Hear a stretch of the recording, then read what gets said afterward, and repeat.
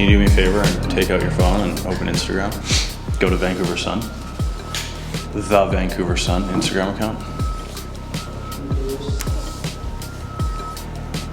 Isn't that nice? I'm blocked. Why?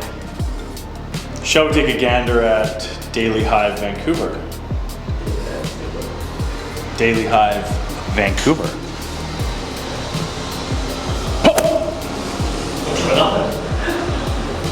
You're in their radar. People in Canada can't see this content. In response to the Canadian government's legislation, news content can't be viewed in Canada. Now, this Bill C, whatever the hell it's called, apparently Facebook can't channel news into Canada, which obviously is Instagram. But why am I the only one that I know who's been blocked from these news sites? I don't know. CBC, CTV, I buy BCE stock. They still won't let me see their stuff. I just don't understand it. So I've been blocked. I've been blacklisted. So that's been interesting this week. Hello and welcome back. You still haven't got a puff for this. Can you buy them? I can buy it. You just can't be bothered to spend spend $1. Okay, so today we're talking about, I got some articles here. I'm gonna be jumping back and forth. I'm not gonna be looking at you the whole time. I apologize in advance. Apparently that deteriorates authenticity. So let me give that disclaimer. I'll also give a disclaimer that today's topic I've gotten in trouble for before in the comment section, which makes my life more amused, but that's fine. Today we are going to dive into a Financial Post article which was written yesterday, which highlights some prior points that we've made a number of times on this channel about the state of the market and why, and we'll just dive right into it. So this week's episode is 256, as you obviously know, Albert, and we're going to name it The Death of Housing and Healthcare Access, okay? So today's article that this is revolving around, I think this is a very interesting article. This is the first time I've seen this topic and narrative put into, I guess, the mainstream media, you would say. The Financial Post, I would suggest, is said news outlet. And not a little like conspiracy theory corner website or anything like that. The name of the article by Diane Francis is Immigration Pushing Housing and Healthcare to the Breaking Point. Now, obviously, we're going to focus a little bit more on housing and immigration policies of said past and how they're affecting what we do here every day, which is try and help people buy and sell real estate. I'm clearly not a political, what is it called? This is not a political channel, although this quickly becomes a political topic. So I'm not trying to create or add to the divide, Al, in this country, be it left or right. But I do need to highlight these important aspects that I thoroughly believe are affecting the market that we see today. People complain about the market. Why the hell is it like this? Well, it quickly leads up the ladder to the government levels, which I hate talking about, but sometimes have to. This is not going to be our next 10-minute video. I'll put that out right now. So we're going to focus on the housing aspect of this over the healthcare aspect. I'll put a link. I can't even link. Did you see on my story? They won't even let me link news channels to my posts anymore. I've been blackballed. It's unbelievable. I don't even know what's going on in the world today, Al. So I'm going to dive right into it. I'm going to be referencing different articles, so I'll highlight that along the way, different updated pages, if you will. So some backstory built into this article. Between 2016 and 2021, the Trudeau government admitted a record 1.3 million permanent immigrants into the country, all of whom will require medical services. As you can see, this narrates both housing and medical. We're going to focus on the housing, even though I've experienced, luckily not personally, but close family and friends as of late, having to touch on the medical world in this beautiful country as of late, and it is a complete shit show.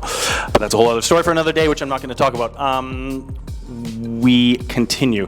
This has put a significant strain on large urban areas such as Toronto, Vancouver, and Montreal, which have borne the burden of the influx because they are where the lion's share of the immigrants settle. Toronto and Vancouver in particular are already suffering from healthcare shortages and unaffordable housing prices. As we know, the article continues, Canada's immigration levels are disproportionate to other developed nations. This is interesting, taking in about 1/4 as many immigrants as the United States per capita. Quite interesting indeed. Now, there's a variety of different angles we can go with that, but that's irrelevant at this juncture. Despite the staggering immigration numbers, the federal government has failed to address the shortage of skilled labor across the country by recruiting qualified tradespeople. So this is another thing. The immigration that is taking place, and we'll go into good thing, bad thing, and all that sort of stuff in a second, which is kind of secondary. What type of immigration is taking place, and if they were wanting to service the issues that Canada is experiencing today, which are the short-term pains for, let's argue, long-term gains of immigration, that they would have ideally been a little bit more focused on qualified tradespeople. We have a housing issue. How can we use immigration to assist us in getting past this? God forbid that would be a conversation at the table, but I don't know these things. I'm just assuming. Now, we jump over to StatsCan as a little reinforcement. Canada's population was an estimated 39,566,248. January 21st of 2023, after record population growth of 1,050,110 people in the entirety of 2022. Canada's population estimate, blah, blah, blah, on April 1st, 2023, increased by 292,000, so another 250,000 from January 2023. This was the highest rate of growth in the first quarter for which comparable data is available since 1972, and is a continuation of the highest growth rate observed over the previous 4 quarters. Now, we know the immigration policy of the current government, as far as I have seen at least, has been 500,000 a year. So last year they just so happened to double that, and in the first quarter this year they're already 50% of the way there. So I would assume safely that we're going for another 1 million this year. So, side note disclaimers, which I need to say based on prior videos and what I've received in feedback. I'm not blaming immigrants. I have nothing against these nice people that want to come to this beautiful country for whatever reason they have. I see the long-term benefit. We've benefited long-term from this step mechanism in the past. We will so again in the long term. But we need to keep, I think, the short-term vivid issues of the country at hand, specifically as I'm only discussing housing at detail because that's what I know. And yes, they've probably kept us out of recession so far, the fact that we've got all these fresh new people coming in and servicing jobs. Hopefully the majority of them are becoming employed once they receive. But the main reason we always hear, based on, of course, past reasons, is the birth rate is slowing in this country and many others around the world, and this will help bolster the economy by importing new people in and building the population as we have done in the past, which has assisted Canada in the past. We're obviously a small group of people on a very large land, and this long-term goal, although I see it credible, has very vivid short-term consequences, which I'm going to speak about, which is the housing, which is all I'm adequately prepared to speak about. I will be the first to admit as well. So what is the economic status of any said immigrant that comes in? I don't know, you don't know, and I don't believe the government knows, but what we do know is that them coming in affects us on the housing level on 2 fronts. The first is rental, the second is buying and selling. The third, which I'm not going to talk about, as we've seen a lot in the news lately, is there's been an influx of homeless people not being able to be housed socially, which I'm not going to touch on today because I haven't researched that at all, and that's been a very big news talking point, and I don't like to reference them too much. So we will pass on that. 2 consequences of us here today in housing: rental, buying and selling, which is prices. So as we know, We are one of the top cities in this beautiful country where people are going to come to for a variety of reasons. So again, we will feel the front end brunt of this. Jumping quickly over to mpamag.com, where we've got a quote from CMHC saying 3.5 million extra homes will be required on top of current housing start expectations to improve affordability in the next 7 years. So if we want to improve affordability, we need 3.5 million Canada-wide. That's 500,000 homes a year, coincidentally, with line of government's said immigration policy. So that's them saying that on top of what we're doing. We know what we're doing. The missing middle, we've discussed that a number of months ago. The density that is taking place. The municipality here is doing stuff, slowly but surely. I think fundamentally, yes, adding this density will help.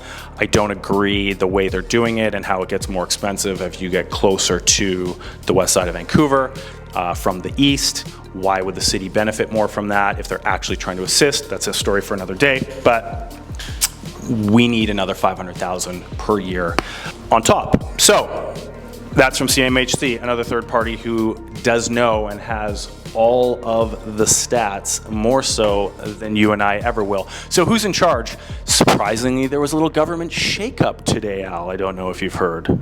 You don't? Jesus. I obviously watch too much.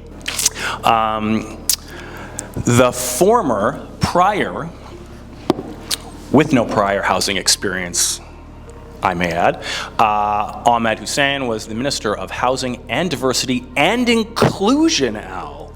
3 titles in one, if I do say so myself. He's out. Sean Fraser is the new housing minister, coming in from a previous role as Minister of Immigration, Refugees, and Citizenship. Additionally, with no housing experience, I may add, but he is now in the top seat. But never fret, Chrystia Freeland is still the ex-journalist who became the finance minister, and arguably, I would suggest the one with the mic in Mr. Trudeau's ear stating the budget will balance itself, but maybe that was just him, I don't know.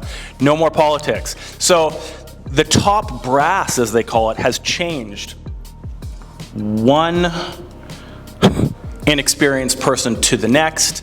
They're doing what they're doing. We have no say in any of that, as you all know, so that's that. But what this is, I believe, is a last-ditch effort to look like they're holding things together. They know what they're doing. They're restructuring for the better because they know how they're going to push forward and fix Canada. But I think what this is saying in reality is that they are falling apart quickly. This is, again, a last-minute effort to try and gain any sort of credibility. Before, as we discussed, I think it was last week, the next official election is 2025. We may have one before then. We may just. Now, another interesting part of this, which I don't know has any resemblance whatsoever, but the article references it, and it was quite interesting, so I'm just going to push on this for 1 minute. Where did this all begin? The push to significantly increase the population was concocted at a weekend gathering in 2011, Muskoka, Ontario. Have you been to the Muskokas, Al? The lakes, northern Ontario, 5 hours, I believe, north of Toronto. Absolutely amazing. I've been once. It's raining and it's just bath water in these lakes.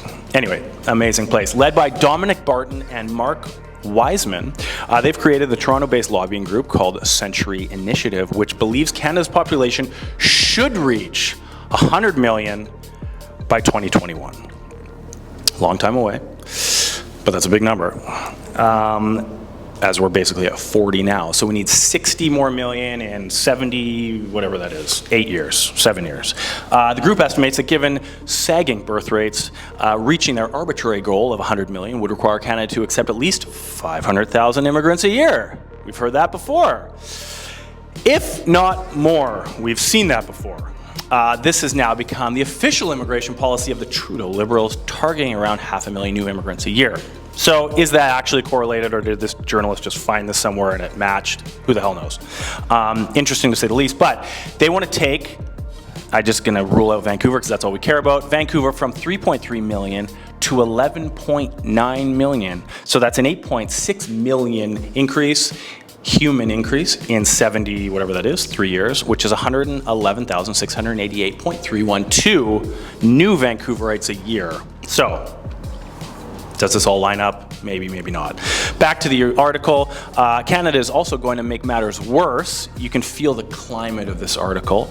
I don't think she's a liberal follower, which is fine. We need both sides of the coin here as well. By admitting upwards of 753,000 international students this year, which will further increase the cost of rentals. That's 100% true. This is a quote from globalvisionimmigration.com. So, 750,000 students in addition to the assumed million actual residents immigrating here. So, again, as discussed, where does this hurt us? In the short term, we're going to be heavily squeezed on prices as you've continued to be.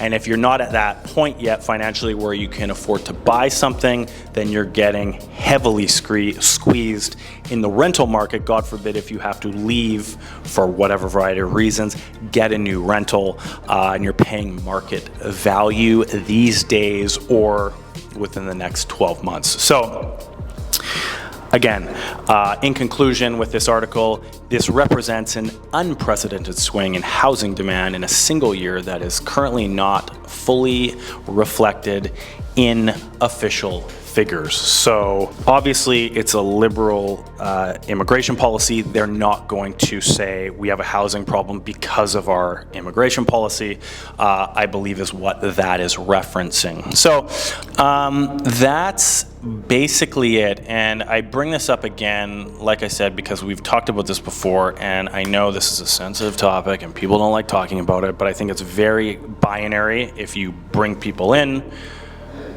the supply will get eaten up and the prices will go up. Buying and renting. So, in conclusion, what can we really do about this? Nothing, other than vote. We don't have a say on the municipal level. We can vote, yes, but on what they're doing month to month, week to week, quarter to quarter, how they're choosing to deal with this issue on the ground here, which is the people we really need effect from because they make the local decisions. We can't affect on the federal level, just due to how the Canadian voting system works. We have a very small minority effect on said voting when voting from here in BC, which is extremely unfortunate. But voter reform, we've heard before, let's hope in the future. But again, I just bring this to your attention, not to SHIT all over the current government. Do I believe they are inept at this area? 100%. But I'm not speaking negatively of them. That is not the goal here. The goal is to enlighten you on, I think, some binary clarity, pragmatic viewpoint on how the policies of the current party, with the current and prior unqualified people in charge, are creating the problem that we have on the ground here at the federal level, and then it gets knocked down to the municipal level, and we are in the problem we are in today, which is continuing day by day to get worse. We are still in multiple offer situations, even at absolute peak interest rates, even at now 2.8% inflation. The US just bumped their rate again today. Chances are we usually, I'd say a vast majority of the time, follow them in the rates. Are we going to bump up again in September when the next rate meeting is here? I hope not. I think the fact that a day or two after the last increase to 5%, they showed that the inflation came down to 2.85. That I don't believe was supposed to be in the cards until at least next year. So I already believe they've over-tightened at this 5%, considering the lag on that penetration into the market, as we've discussed as well. But all that aside, just some clarity from a bunch of different points and perspectives from with supporting numbers on how we fundamentally got to this place today, and how if we continue along the same political path, choose your voting wisely, it will not be fixed, because we simply have people with zero experience at the top. And that, Al, is it. My coffee is now cold. 2:55 is done. 2:56. Thank you. You are paying attention. That was a test. And I'll see you all next week. Sorry for not keeping eye contact the whole time. I can't memorize all these things. I apologize in advance. Please comment below, even the negative ones. But if you're going to comment, you're racist, you're an idiot, blah, blah, blah, some context on why exactly would be nice, because I think this is very basic and very easy to understand. I'm not criticizing these people that are entering. I'm criticizing the obvious lack thereof quality work being done at the top with these policies. See you in 7 days.